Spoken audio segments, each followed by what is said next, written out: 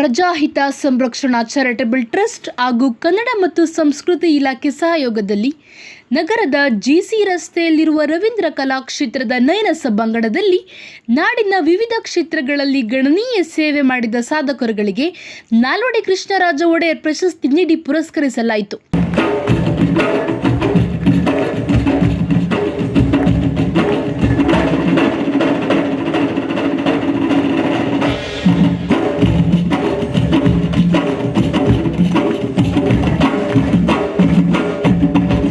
ಕಾರ್ಯಕ್ರಮದ ಘನ ಉಪಸ್ಥಿತಿಯಲ್ಲಿ ಶ್ರೀ ವೆಂಕಟರಾಮಪ್ಪ ಸ್ವಾಮೀಜಿ ಹಾಗೂ ಹಿರಿಯ ಚಲನಚಿತ್ರ ನಿರ್ದೇಶಕರಾದ ಶ್ರೀ ಸಾಯಿ ಪ್ರಕಾಶ್, ಖ್ಯಾತ ಸಂಗೀತ ನಿರ್ದೇಶಕರಾದ ಡಿ ಬಲರಾಮ್, ಹಿರಿಯ ಗಾಯಕರು ಸಾಹಿತಿಗಳಾದ ಶಶಿಧರ್ ಕೋಟೆ ಸೇರಿದಂತೆ ಹಲವು ಗಣ್ಯರು ಭಾಗಿಯಾಗಿದ್ದರು.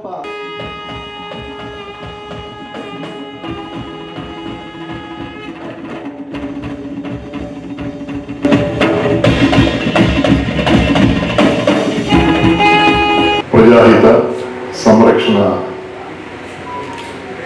ವೇದಿಕೆ ಇದು. ಅಂದರೆ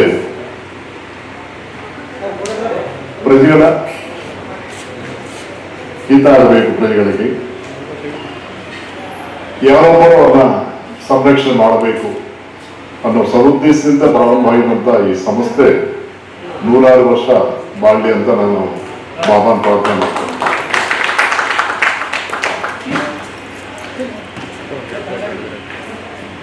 ಪ್ರತಿಯೊಬ್ಬರು ಸಾಧಕರೇ ಜೀವನದಲ್ಲಿ ಯಾವುದೋ ಒಂದು ರೂಪದಲ್ಲಿ, ಅಕ್ಕ ಆಗ್ಬೋದು, ತಂಗಿ ಆಗ್ಬೋದು, ಅಣ್ಣ ಆಗ್ಬೋದು, ತಮ್ಮನಾಗ್ಬೋದು, ಚಿಕ್ಕಪ್ಪ ಆಗ್ಬೋದು, ದೊಡ್ಡಪ್ಪ ಆಗ್ಬೋದು, ತಂದೆ ಆಗ್ಬೋದು, ತಾಯಿ ಆಗ್ಬೋದು.